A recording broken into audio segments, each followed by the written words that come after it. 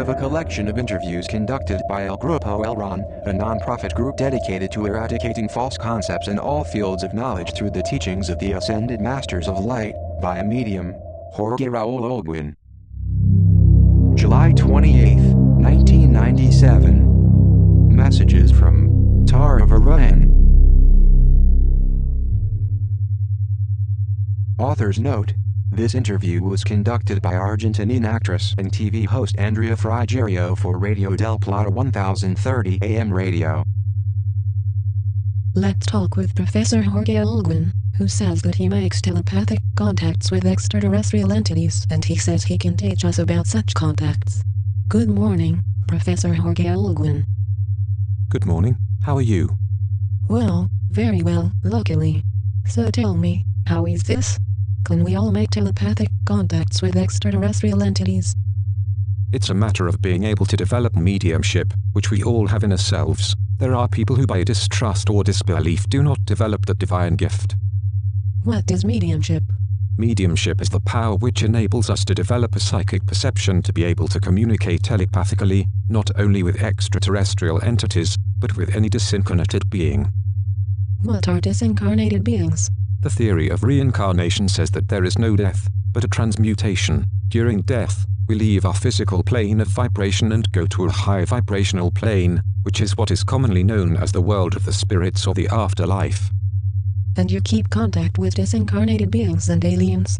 I need to clarify that communication with extraterrestrials does not take place with their physical part, but with their spiritual part. Most of the time they give us messages of love, positive messages. How do you do that mediumship?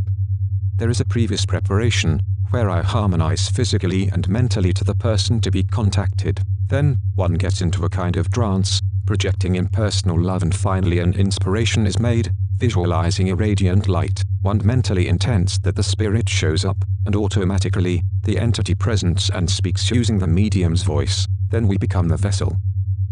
What do they usually say?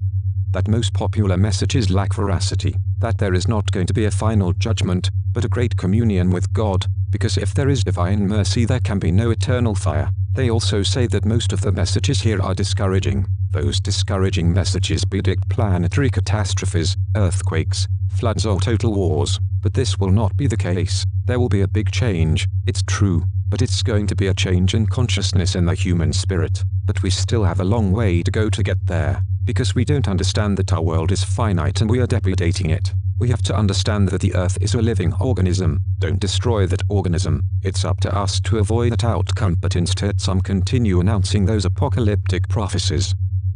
When was the last time that you contacted an extraterrestrial entity? I communicate on a regular basis in the sessions that we organize with the spiritual group. The sessions consist of a first part, a conference about a subject to deal with, and a second part where the telepathic contact takes place. In the conference, I explain that we are not the only inhabited world in the universe. Are there any other inhabited worlds in the universe? Yes, and I don't only affirm this because it was dictated to me in the messages, but also because of common sense. Just think that only in our galaxy there are 300 billion solar systems. Let's suppose there is life in a small percentage of a world in a million star systems. We would have a figure of 300,000 inhabited planets in the galaxy. In addition, there are billions of galaxies like ours in the universe. If God is the supreme wisdom, He is not going to create an infinite universe that only has life in one tiny planet. Could you get into trance now? How would you do it? First, one has to be involved in love, harmonize and mentally intend for the entity to communicate. Can we do it? Yes, you listen and the entity will transmit the message.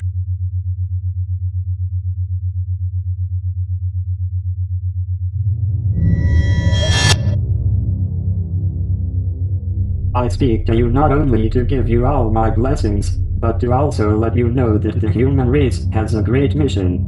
It's the mission of twinning, the mission of staying in touch with each other and, above all things, to have a vocation of service. Do not think that service is only providing material support to a similar, because not everyone can do it.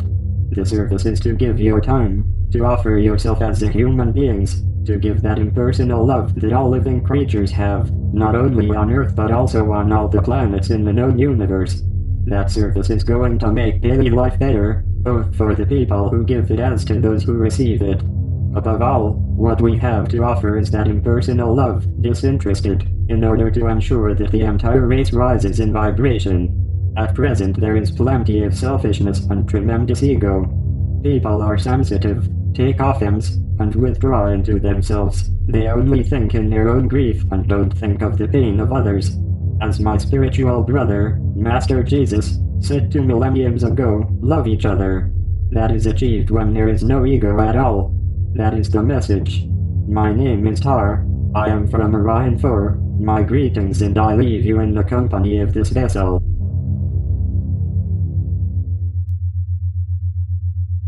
Now is Jorge Olguin communicating again?